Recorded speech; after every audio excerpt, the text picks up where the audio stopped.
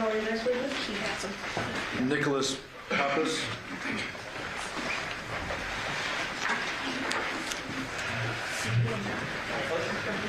Yeah, he just has the right ones. Are you guys, I don't want to mix these all up, so you want to this caliber. This is the one, this is just the first part of this one that he handed to me. Okay. So this is, starts at 88, I believe. Yeah, they're on this part. Okay. That big step. Good morning. You solemnly swear or affirm the testimony about to give in this action shall be the truth? I do. Yes. Sir, can you please state your full name and then spell it for the record? My name is Nickolas Papacs, Nickolas. Last name Papacs, Papacs. Man. Sir, what do you do for a living? I am a detective with the Henderson Police Department. And which unit are you currently assigned? I am currently assigned to the Crimes Against Persons Unit, also known as our Robbery Homicide Unit. How long have you been with that unit? A little over 2 years with this specific unit. How long have you been with Henderson PD in total? A little over 20 years. I want to bring your attention back to August 7th of 2023. On that date, were you called to a homicide scene? I was. Were you called while on duty? I was actually off duty that day. Why were you called in off duty? Generally, given the size of our unit, anytime that we have an incident such as that, they need additional resources, so the people typically off duty will also get called. Okay, and so on this particular day you're off, you get called in, and around what time do you respond to the scene, if you I remember? believe I responded at 10:36 that morning. And was the scene at Halladura, It was. located within Clark County, Nevada? Yes, sir. May I approach? Yes. Show you a few exhibits. 8, 9, 10, 11, 11. Do those all look generally familiar to you? Yes, sir. And are those all fair and accurate depictions of aerial maps of a couple of different scenes you responded to in this particular case, being the Halladura scene and Porcupine Ridge? Yes, sir. Move the admission of those. No objection. Okay, those are your minutes? Thank you. So I'm going to start with Exhibit 9. Detective, is this the actual homicide scene that you respond to on Halladura? Yes, sir. Represented by a little red flag? Yes, sir.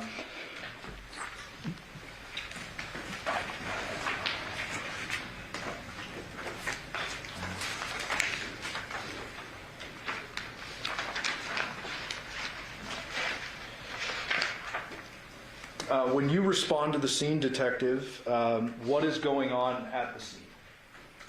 Well, it was an active crime scene. Obviously, I was not one of the first detectives to arrive, so I was a little behind everybody else. Okay. Had the main, or I guess lead homicide detectives already arrived? I believe so. And who would that be in this case? Detective Dennis Lozada was primary in this case. Okay. Primary meaning he's kind of responsible for delegating duties and such? That is correct. But you have a role in this as well? Yes. You worked in a support role, essentially? Yes. What is it that you first do when you arrive on this particular scene? So when I originally got called out to this, like I said, I was a little bit behind, so we were in charge of actually canvassing for video surveillance originally. Okay. I'm going to show you states 11A.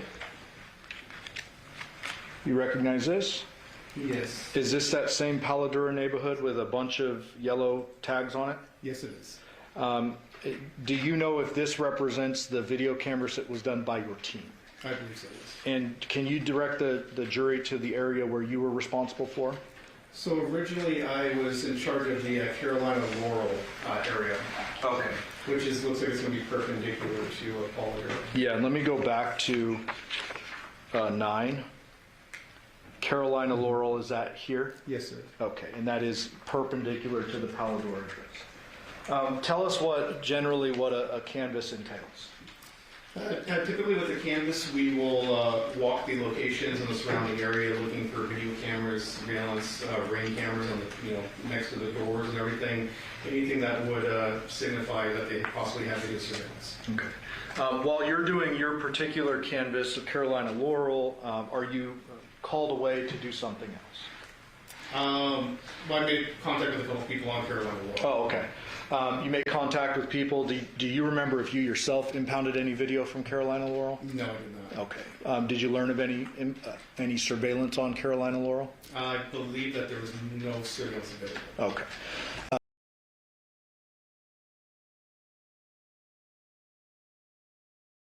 What is that? I did conduct an interview after the canvas. With? That would have been Devyn Michaels. Okay. So let's not get there just yet. Okay.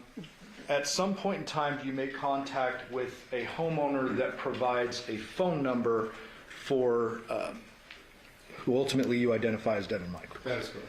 Was there another name used, or? David Dent, I believe, was the person. No, I mean the other name. Oh, as far as Nikki.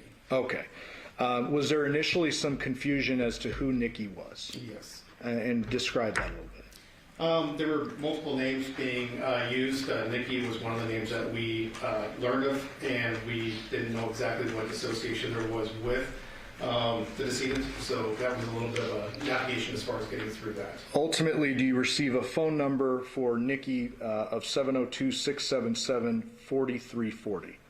44 is 30, I believe, yes. Oh, 4430? Okay. And do you remember contacting that number? I did. Did you make contact with someone who identified themselves as Nikki? I don't remember if it was Nikki or if it was Devyn that identified on the phone. Okay. Nonetheless, do you tell that person to come back to the scene? Yeah, yes, I request. Request that Yes. person to come back to the scene.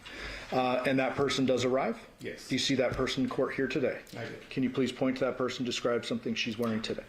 She's sitting across over here, looks like wearing a purple blouse, and I can't see the actual pants. Would the record reflect identification of the defendant? Record is over. Thank you. You indicated earlier that you conduct an interview with the defendant. I did. Was that interview audio recorded? It was. Was that done in anyone else's presence? It was.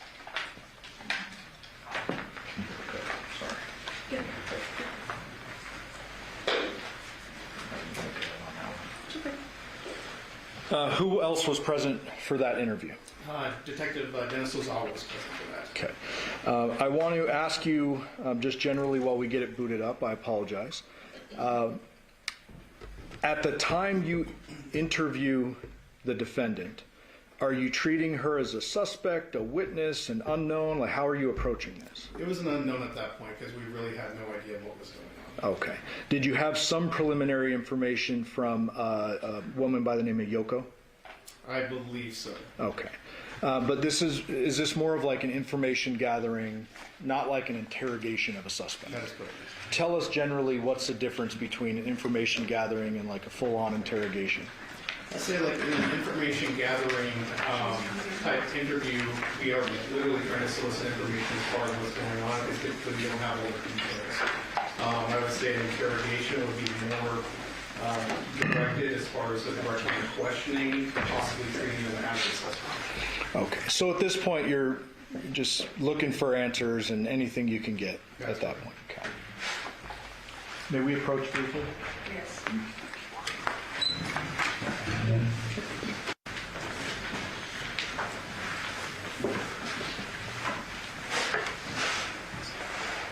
Judge, I would move for the admission of 618.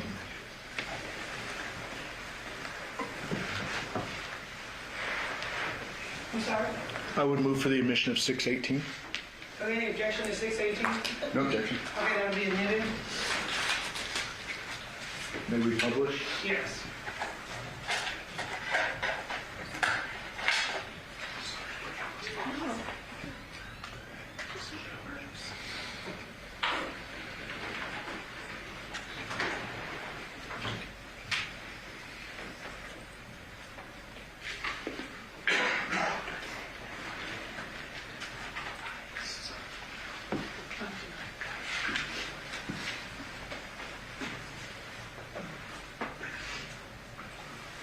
And this was an audio recorded interview? Yes.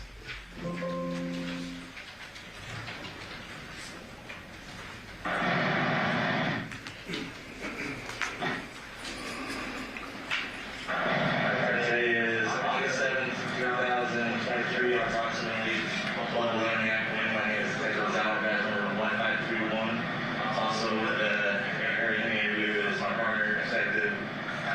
is 1505, or here's 1506 name that? Devyn Michaels. And we are here in reference to DR 23-152229. And we ran my detective vehicle parked near 2690 Holiday River Garage. So, yeah, I don't know if this vehicle already told me that Jonathan, he was found deceased this morning. Okay, so Detective, we're going to pause that 46 seconds in. Judge, we have a bit of an echo going. May I inquire if the jury can actually hear what's being said? Are there any issues? Okay. Thank you. As well as, please remember, ladies and gentlemen, you will have this recording with you because it's been admitted into evidence, so you will have it for your review during the deliberation.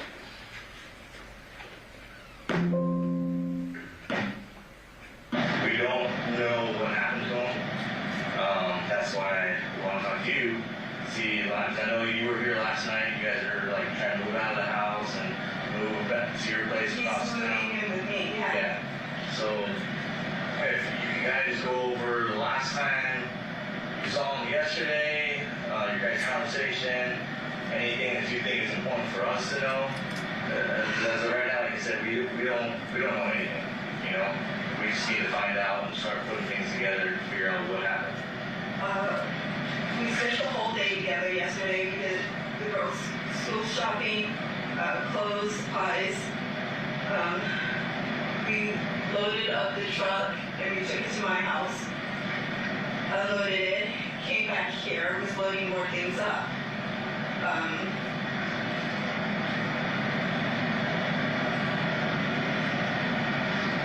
was it. We just unloaded things. We ate, drank a little bit, smoked a little bit, but that was it. Like, nothing abnormal. Okay. What time were you guys here last night? Often on different times. I know, like, we left like at 9, I think. Got back, I think, at 10. And then I know I left, but I'm not sure what time. I was talking to Yoko, so she would have an idea of what time I left. So last time you talked to Yoko was that after you talked to Yoko last night was when you left, or right after that? Shortly after that, yeah. Okay. Because she was cleaning up and I was cleaning, like, the bottles and stuff like that up. Okay. And who was home at that time? John, myself, Yoko, and Yoshida. Okay. And then last night when you talked to Yoko, you don't remember what time that was last night, or was it this morning? It was like midnight, 1 o'clock, I think. Okay. Do you remember your conversation with her? Yes. What were you guys talking about? We were talking about John owing her money, and she said he owes her like $200. We were talking about Andrea coming back. I know John's trying to get out before Andrea came back. And I left the keys for her for Andrea. When was she supposed to come? We don't know. John said it was going to be any day because she has to pick up the car before the 16th. So we know she's like supposed to be soon. Soon, meaning within between now and the 16th? Yes, sir. So we don't know if she was coming today, nothing like that. He just didn't want to be here when she got back. So we were kind of rushing to get everything moved. The majority of his stuff is at my house right now.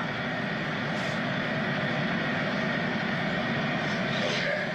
And then you guys are moving stuff back and forth yesterday. To your place. What's your address?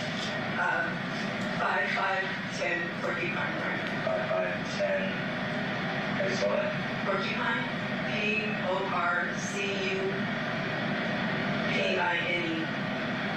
Ram, R-I-M. And is that in Vegas? Yes, You know the zip? 89130. I just want to hear your first name. D-E-B-Y-N. Last name. Michaels. Your date of birth? 4/28/78. 625. And your phone number? 702-677-4285. 530. Okay. So you're moving stuff back and forth to this house, 5510 Red. Yes, sir. And then from there, you think you came back here around maybe 10 o'clock-ish. Did you guys pack up more stuff? Yeah, I put more stuff in my truck, and then I went and grabbed my daughter's prescription, and I went home. Okay.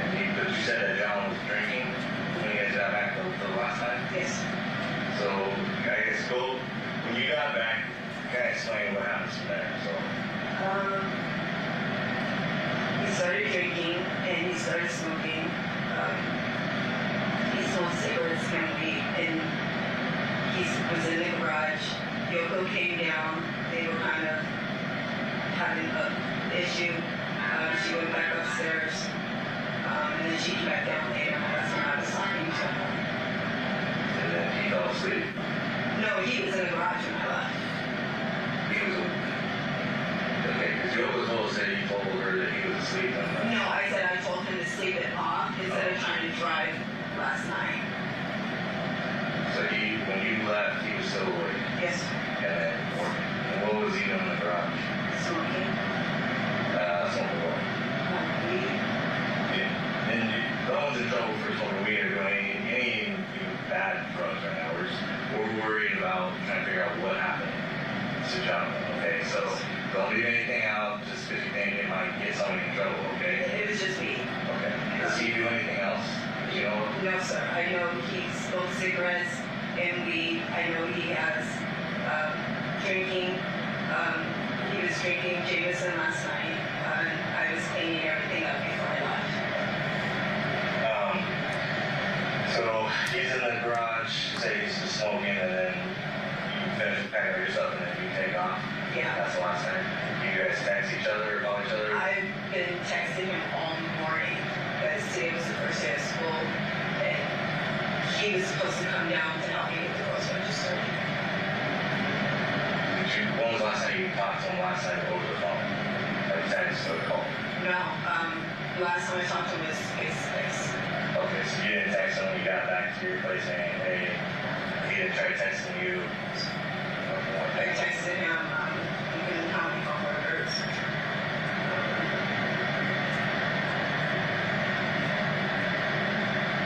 I texted him.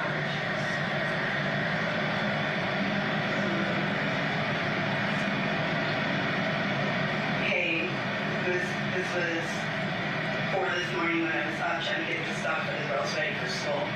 And I was saying, like, I can't find anything. And then I've just been calling and texting and I haven't heard anything. Okay.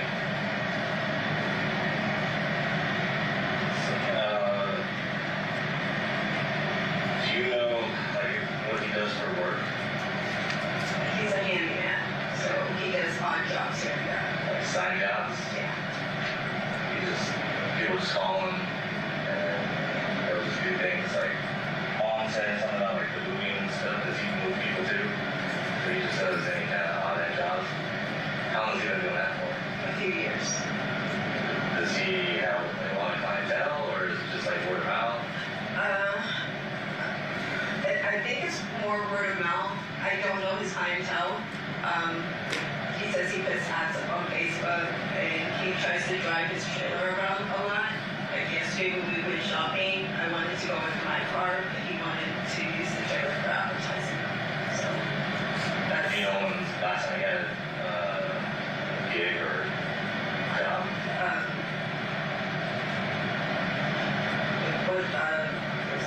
Friday. He did something on Friday. I don't know. He was moving somebody's stuff. That's the last job that you know that he's done. Yes, sir. He texted me for it. I don't know who it was for, but he told me how much he made and everything. Okay. But again, I don't know any of his friends.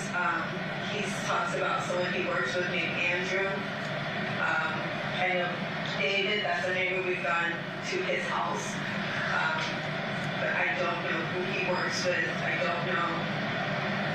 I just don't know anybody of that nature. I know names.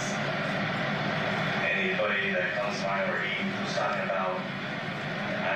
person some money, or hey, just be on the lookout, this guy's looking for me type of thing? No, sir, people owe him money. Like he said, this guy, this one right here owed him money.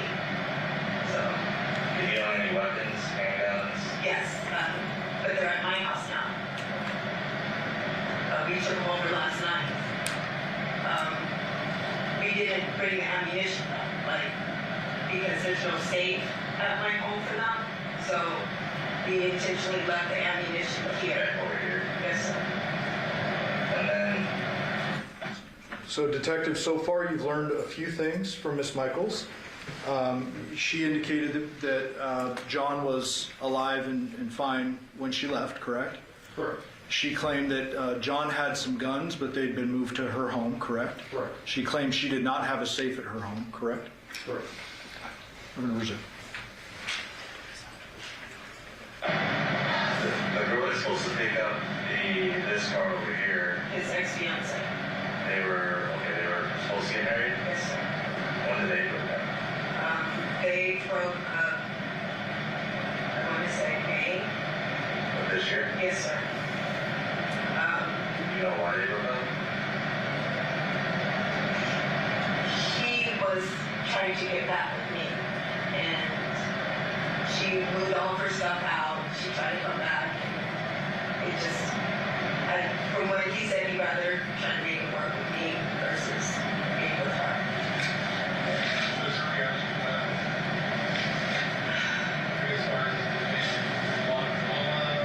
He says that she's been trying to text him and he hasn't been answering. So. She did show up one time, like out of the blue, because I came here to take the girls to school, and she was here, and we did not expect it. But that blue car, she's supposed to be driving back to wherever she's at.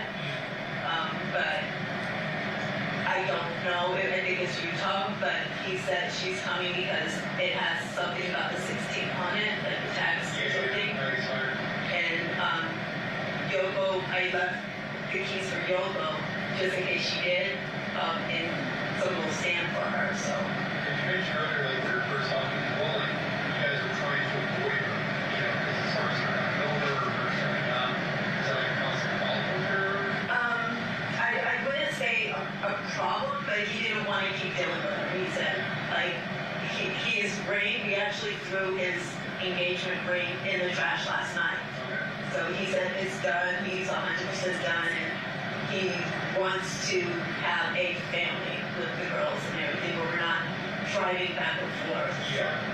We brought as much as we could to the house last night.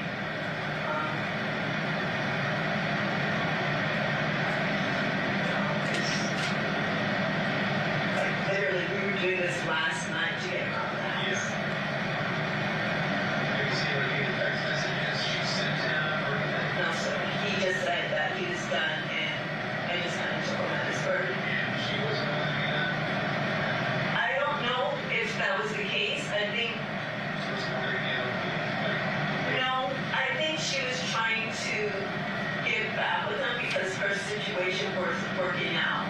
Like she left with some other guy, and it wasn't working out based on what he was telling me. And he kept saying that she was reaching out to him, and then I think some girl named Melissa started reaching back out to him. like a direct phone? Yes, sir. And he said she reached out to him on Facebook. What's Jonathan's phone?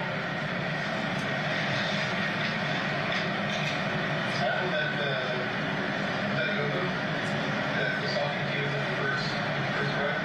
Yes, sir, that's his mom. Okay. Yeah, I was sitting there talking 702-561-9242. Yeah, I've been trying to reach him, but I just thought his phone was off again because that's normally what happens when I can't find him. Like from non-payment. Yeah.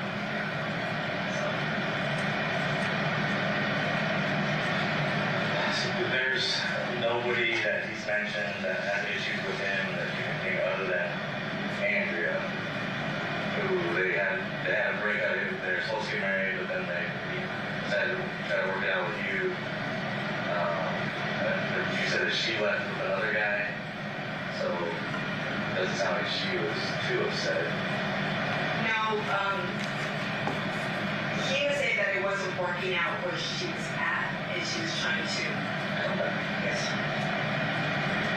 Whether that's true or not, I don't know. I don't know if he was saying that just to kind of make me want him more, or what the situation is, but that is what he was saying. And then what about Anthea? She's the mother of Devyn. Yes, but she lives in California. Does he talk to her at all? Nothing like that.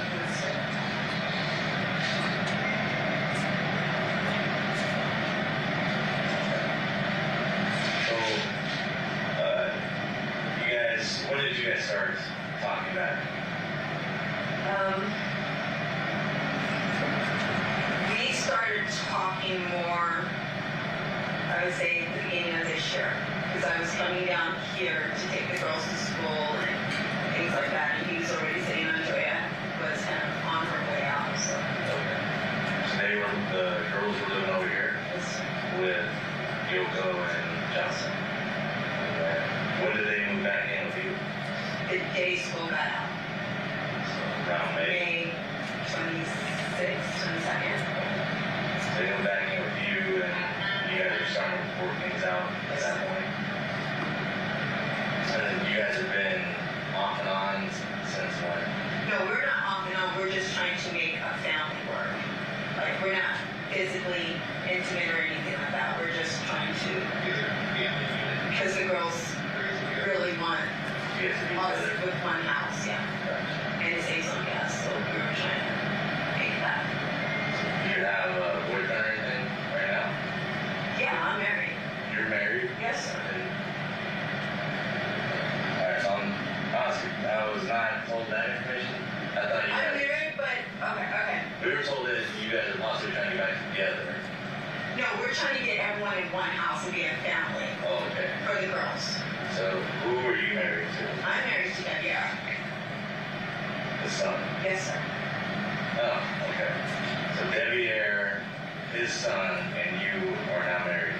How many people are there? Almost 2 years. And yeah, John knows.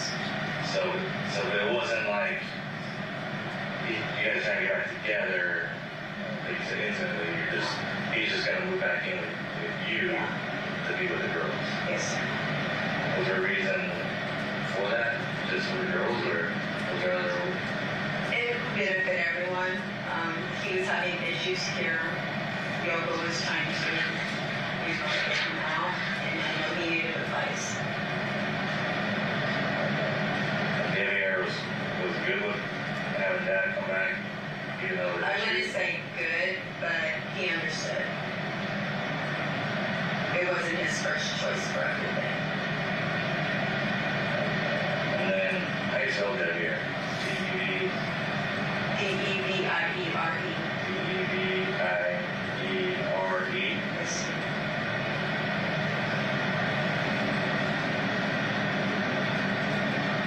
You guys have been 2 years. Almost 2 years, yes, sir. Has there been any issues with Devyn and Jonathan? Yes, sir. Like, they don't work together anymore, but they're not really. Did he used to work as like a handyman and stuff with them? What does Devyn do now? Installations for like security systems and stuff. Like camera and things like that?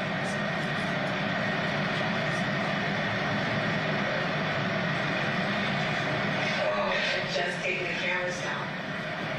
Who did? John and I, we had just taken the cameras down. They're at my house. The ones, they were working cameras on Yes, sir. the house? When did those go down? Last night, we just brought them over. Or you just took them off last night? Yes, sir. There's no cameras left on it at all?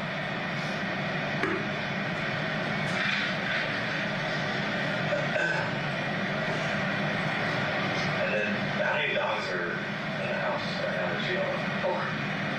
And then are they typically, where do they usually stay? Yeah. I mean, like in the house, like where, or Downstairs outside? in John's room. So So they just all hang out downstairs in that. Is that considered a room? Like you walk down and there, That's where he sleeps. that's where he stays? Yeah. And they usually just stay all in there. Does he walk outside at all ever? Or? Yeah. Yeah, he goes outside. There's a patio door thing. So yeah. Is that a doggy door? Yes, sir. Does that ever get locked or he just leaves them outside? No, it gets locked sometimes. Like when he's trying to eat and he doesn't want them. Coming in and out. Alright, let's see what's there. You and Debbie are married for 2 years. John was just going, moving back in with you guys. And the girls trying to keep the family together, and it was beneficial for everybody. You're saying because of the driving and things like that? Or Not saving the on- driving. It was just the girls really want us together. And I know it's kind of complicated for them to understand that I'm married to Debbie, so we were bringing John into the house just to kind of keep things. I know it sounds weird, but Economics. Do you have any kids with Debbie here? no, sir, I can't have any more children. You're all having kids.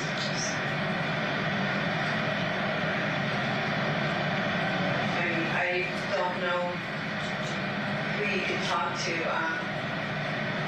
The neighbor, David. I know John was supposed to go over there last night. He's doing like a crowd play thing. Like some kind of seafood boil Party or thing, something. yeah. And then, did Jonathan have any workers that he had? Oh, yeah. Like, any normal, like, day-to-day, or was it always something different? He had a few that were pretty routine. You know their names? I just know Andrew. I think the neighbor on the other house to that way worked with them sometimes. You know his name, by chance? I want to say his name is David. David? Yeah, not this guy, but David. You know Andrew's last name? You know Andrew's number, do you, by chance? Would Debbie ever know who Andrew is? That they work together? I don't know.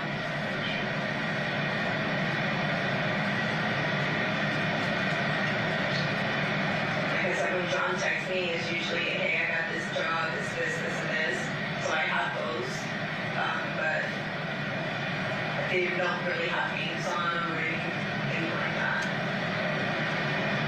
When John goes to bed, is there like normal clothing that he wears, like pajamas? I think he meant like when he sleep, there's just like shorts on, no shirt, or just like underwear, boxers. The last time John and I shared a room, my daughter was 3 days old, my oldest daughter. So he used to wear boxers to bed. And that's it. Yes, sir. So, that's what I know it was a long time ago, but sometimes habits don't change, you know. I know he used to wear boxers. I don't really. That's all he just do the boxers, no shirt, and that's it. Yes, sir. When I left, he was wearing boxers. He had on, I want to say like black boxers on. Boxer briefs. Does John have any tattoos? Yes. Do you know where and what? On his arm, I don't know which one is which, but it says Oriental John. And then anywhere else? Do you know? Oh, it's left arm? One on each arm. I don't know Oh, which it's one. Oriental down. Yeah.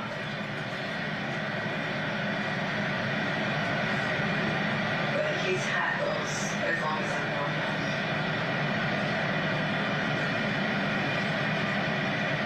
So you guys been moving his stuff out of here, or was it the girls' stuff? Both. We brought all the girls' clothes and like the majority of his stuff last night. And how long have you guys been moving stuff out of the house? Last night. That's it? Yes, sir. He loaded everything up that he could, and we just brought it over. Like, he made it as quick as possible.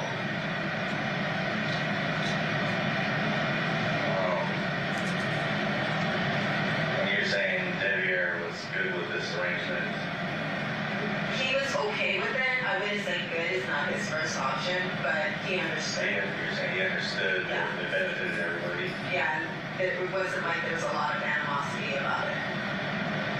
And The biggest problem was the dogs. then when you guys are starting to talk to each other again, you and John, you say you haven't been intimate together since for how long? 2018. Do you know anybody else that he might have been dating, or Andrea? Everybody. He was dating Sarah, Andrea, Michelle. He was just like, when we separated, he was just Just going on dates like crazy. Yeah. So I don't know how many. He said he had 5 girlfriends at one time. As far as you know, he wasn't selling like anything illegal right now. No, his hustle was he would go to the Goodwill, buy things, and then try to resell them. Off-road or something like that. Yeah, that's why, like, if you look in the backyard, there's a ton of bikes. So he just buys stuff. He would get, like, charged and just random things from his dogs, and then try to resell them. Like, it seemed like he was trying to do better than what he had been doing in previous years.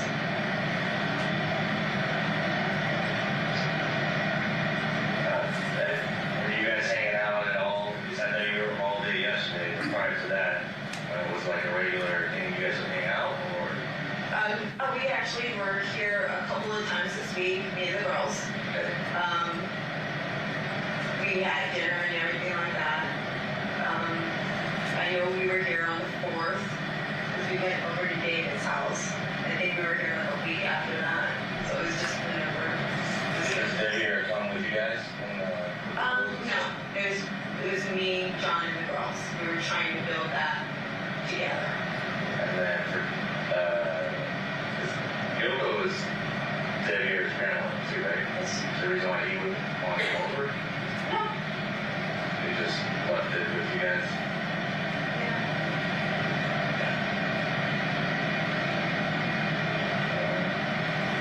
Any additional questions? For the same practice? Okay. Well, we have your phone number, so if there's anything extra that we need to talk to you about, we'll give you a call. Okay? Only thing I said, Motion 1243, and that's it.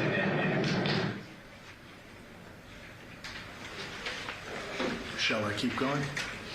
Okay, counsel approved.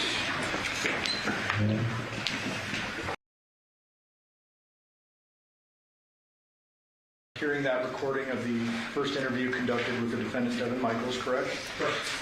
If you recall, when that interview was conducted, had you and your team executed the search warrant on the Paladura home yet? Not yet. Okay. So did you have a general understanding of what you had in your scene? Not Reno. Okay. Did you know there was at least a decapitation? Yes. Okay. But anything else is kind of follows the interview? Yes. You then enter after a search warrant is authorized by a judge? Yes. And do you go into the scene itself? I do. Do you stay downstairs, upstairs, or go through the whole thing? I was in charge of searching a few different locations. One was the upstairs master bedroom, one was the kitchen, another was that kind of middle room, dining room area, as well as like a converted living room section that was more of a bedroom.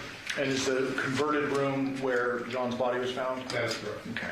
So let's start with upstairs. Was there anything of evidentiary value found upstairs? No. Anything of potential evidentiary value found in the kitchen area? No.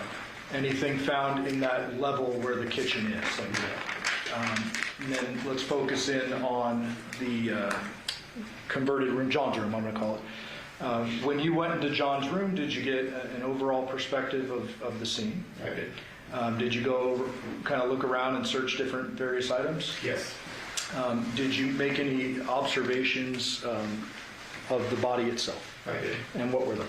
That the body was laying, across the bed with obviously decapitated. Did you notice a substantial amount of blood under his head? Or where his head should be, I'm sorry? There was blood on the mattress, I believe, as well as on the floor. Okay. Did you observe any blood on the ceiling, on the walls, or anything like that? I did not notice anything else going on. And correct me if I'm wrong, but you've been in homicide about 2 years now, correct? Correct. Prior to that, had you responded to violent scenes before, even if you weren't on homicide? Of course. What types of scenes?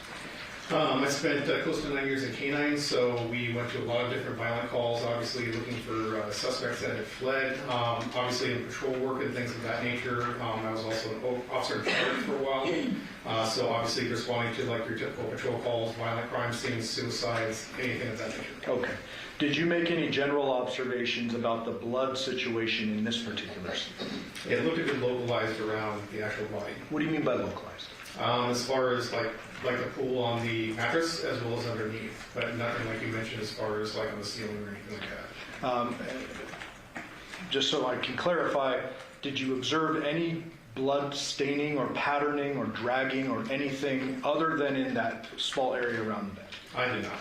Anywhere near the front door, the garage, the back door, anything like that? No. Okay.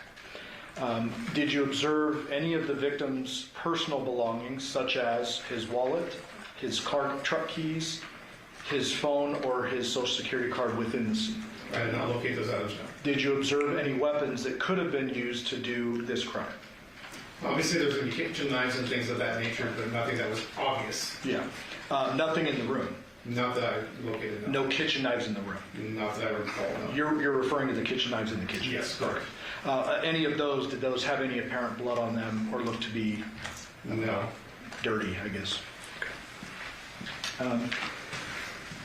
When, at some point in the investigation, do you get called out to execute a search warrant at a different residence? I did. Where was that? That was going to be at, I believe it's 5510 Porcupine Road. Showing you what's been admitted as 8. Do you recognize this generally? Yes. And what does this appear to be? That looks like, obviously at the top is going to be 5510 Porcupine Rim Street. And then down at the bottom appears to be the Paula door address in the city. Okay. And the information on the left, does that look like just a general Google mapping? Yes. And it appears here that there are a couple different routes you can take, but overall it's about 32 to 36 minutes between the two via a vehicle. Yeah, it looks like that appears to be what the route says. And this particular route that's highlighted, it says 25.8 miles. Is that fair? Yes. If you can see that. And this Paladura scene within your jurisdiction in Henderson. Yes. Porcupine Rim scene is within Metro's jurisdiction, but as a result of you investigating a Henderson homicide, you go into that jurisdiction. Yes. Is that common for agencies to overlap during Absolutely. investigations? When was it that you responded to this Porcupine Rim scene, if you can recall? I believe that was later in the evening on the 7th. So we're still on the 7th? Mm-hmm. Okay. Is that a yes? Yes. States 239, already admitted. Is this the Porcupine Rim address? That appears to be so, yes. And there's two very apparent vehicles, but then there's one kind of tucked behind the van. Can you see that? Yes. Were you present for the searching of any of that? For the overall residence, yes. Okay. Were you present for the searching of the vehicles, or? I believe the other detectives in our unit were actually Okay. searching those specific vehicles. Okay. And you obviously are working in tandem with other detectives and crime scene investigators as That's well. correct. So I pulled a few photos. We'll have a crime scene investigator talk about the scene later, but I want to direct you to a few things. States 265, do you recognize this?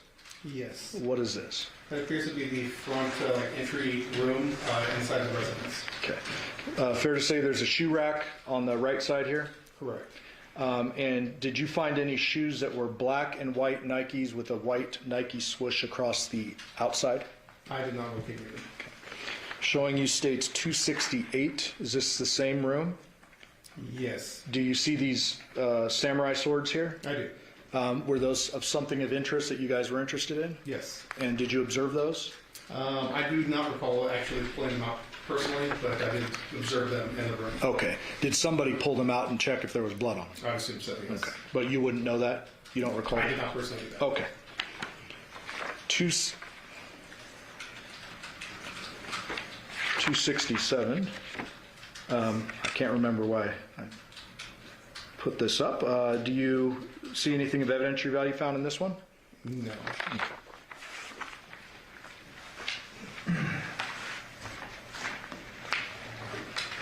291A.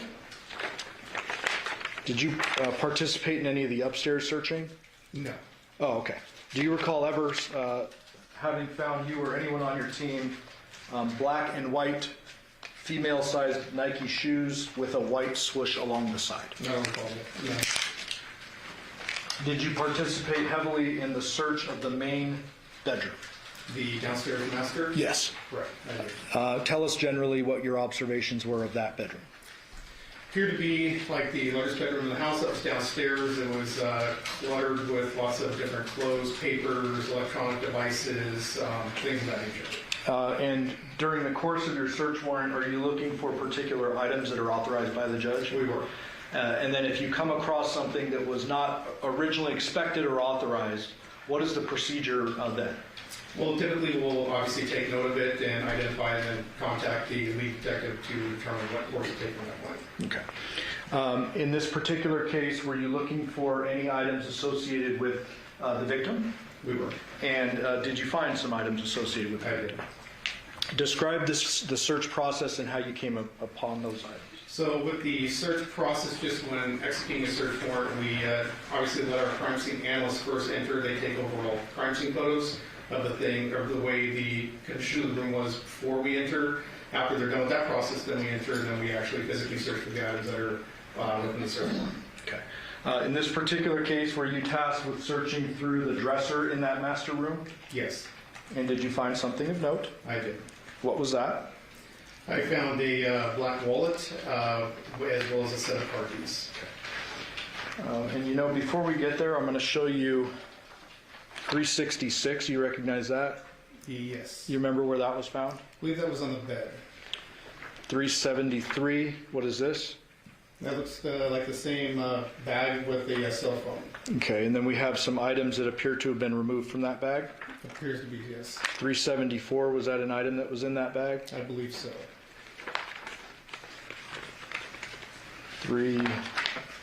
367, is that another item that was in that bag? Yes. 368, is that another item that was in that bag? Yes. Before the camera goes and broadcasts that to the world, can I borrow your light? Fair to say that's a social security card, sir? That appears to be, yes. Just for the record, I've redacted out the social security number, Judge. 368.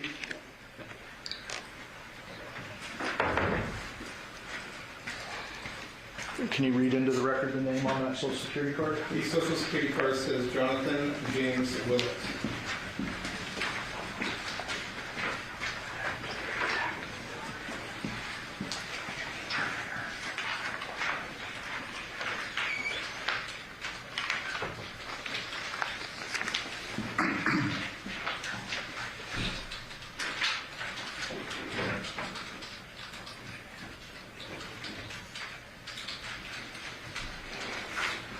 $394.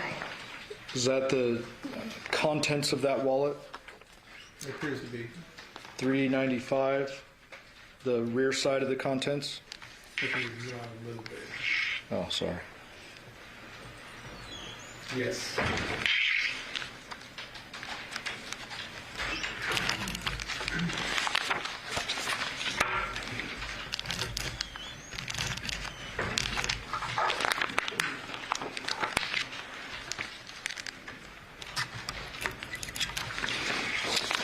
Um, 364, same wallet. This is the condition where it was actually found. Yes. 363, same thing, just showing a different angle of how the social security card was found. Yes.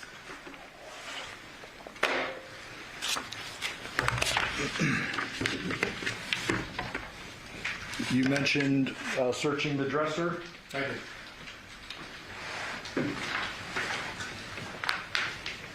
Showing you 344. You generally recognize this? I do.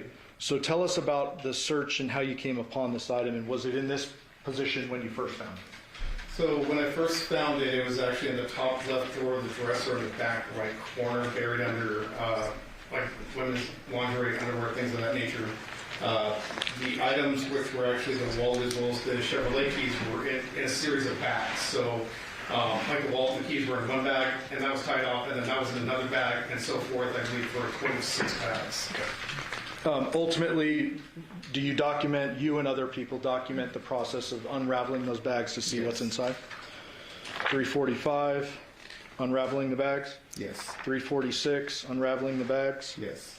347, is this the innermost bag? I believe so. And I note the person holding it is wearing gloves. Yes. Is that you, do you know? More than likely, I believe it is. Okay, anyone who touched this bag within the scene, would they have been wearing gloves? Yes. And what's the purpose of that? Just to basically prevent contamination of the crime scene as much as possible. Ultimately, is that last bag opened? I believe so. There could be one more. I don't. Okay, let me show you 348. Ultimately, I mean, Okay. every bag is opened. Yes. And what is inside? So that is a black wallet with Jonathan's driver's license in it, as well as a set of Chevrolet car keys. 349, a little closer image, it shows both those items. Correct. 350, there's the truck keys in there. Yes. 351, just a different angle of both items. Correct. And 352, that's the outside of the wallet. Yes. Ultimately, 436, that's photographed later, correct? I believe that was taken by a crime scene analyst somewhere else. 360, what are we looking at here? That would be the bed in that same bedroom. And what is this item here? That is a blue striped dress. 361, same dress. Correct. Appears there's a notebook next to it. Yes. Did that notebook contain anything? I don't know if it was that specific notebook, but there were various, I believe, notebooks in the area. Were there various notebooks and writings in the area? I believe so, yes. 335, does that show some of those writings? Yes. 336, is that zoomed in on the one in the center of the photograph? Yes.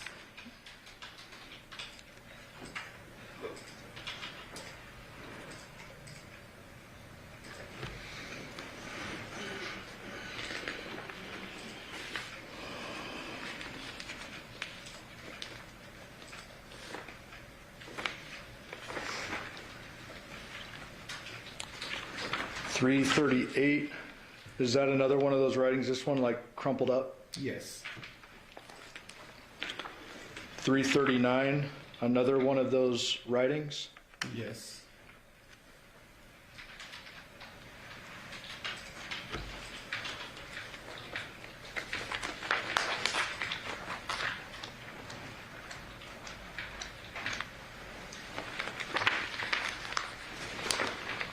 .337, another one of those writings? Yes.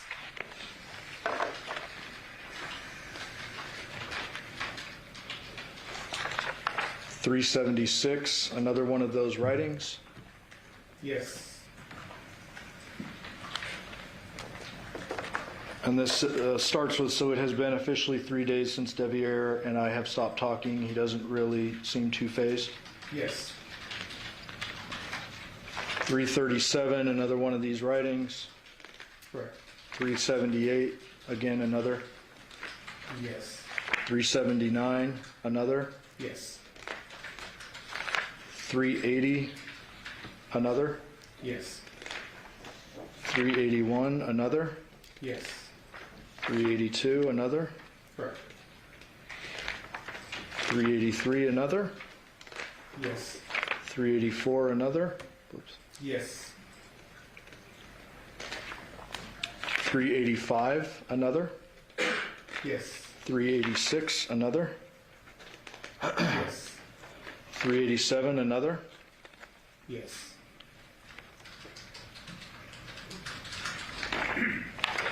388, another, Yes. and 389, the last one. Yes. This one starts with broken heart again, another lesson learned. Yes.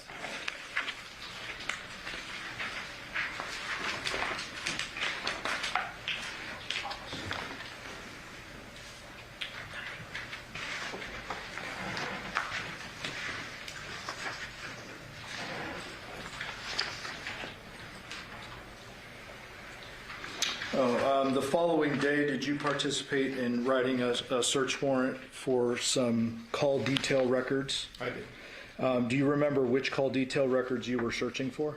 That would have been the Devyn's phone number, which was the 702-677-4430 number. Okay, and call detail records come from the cell phone company, right? Correct. And in that case, I believe it was AT&T. And other detectives will be better suited to talk about the contents of those, not yourself. Correct. You helped obtain them? Yes. Okay, I'll pass the witness. Rose? Yes, thank you.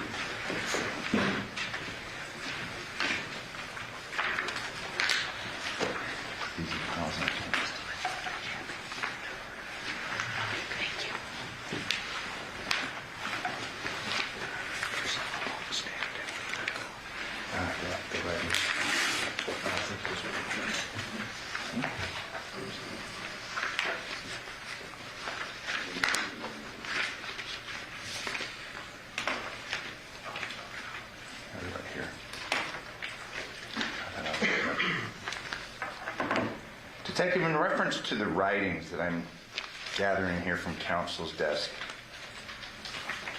you would testify that these were recovered at the Porcupine residence? Were those ones that we were just going over? Correct.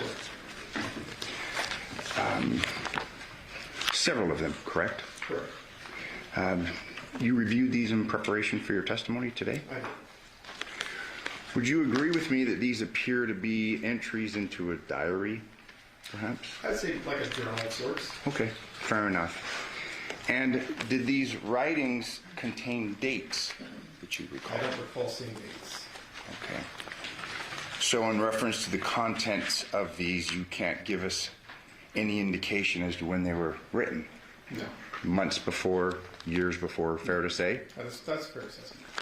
Are you aware of how long the occupant, or first of all, who owned this home? Legally, I don't know exactly who owned the home, but I was told that Devyn and Debbie lived there. Okay.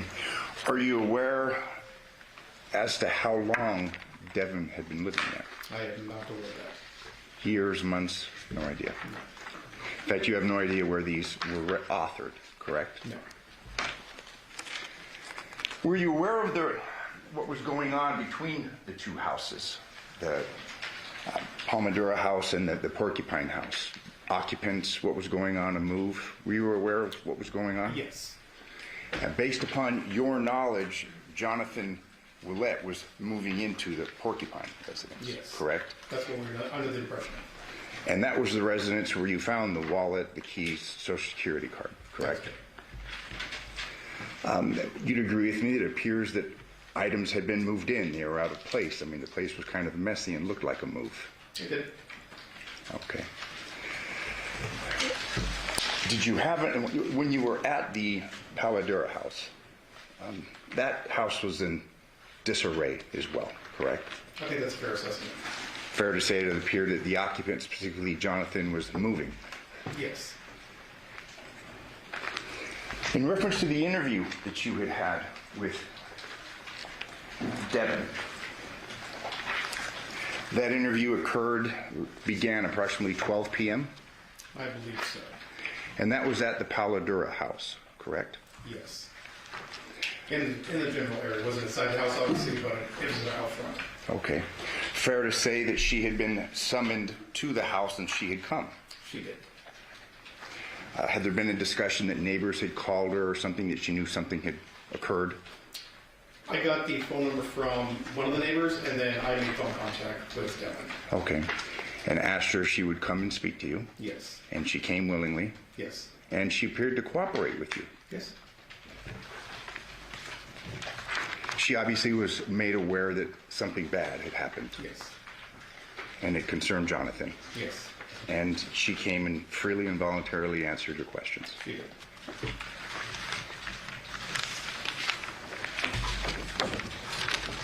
Thank you. I have no further questions. Oh, actually, one more question. You were given the map, the distance between the two houses. Do you have that, counsel? Yeah, right. I have one map. It's probably under this.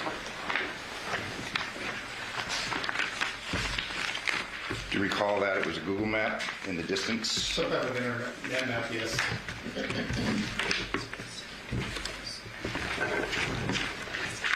There was a time on that map, correct? I believe there was. Now, when Google calculates that time takes into account the time of day, correct? I'm not sure with Google. I'm more familiar with Apple Maps. Like as far as on your iPhone, I know that it will typically account for traffic conditions. So the time, perhaps, if that's pulled in the middle of the day, would be a different time, let's say, that if it were pulled at 2:30 or 3 in the morning. Exactly. Yes. I mean, fair to say that those distances and that, well, the distance would remain the same, but the time to go from point A to point B would presumably be less in the middle of the night versus Yes. in the middle of the day. And when you pulled that, or when that was prepared, are you aware of what time of day that was? I am not. Thank you. I have no further questions. Any further statement? No, thank you. Do the ladies and gentlemen of the jury have any questions for this witness? Okay, seeing no response, the deputy, you're excused. Thank you very much for your testimony here today.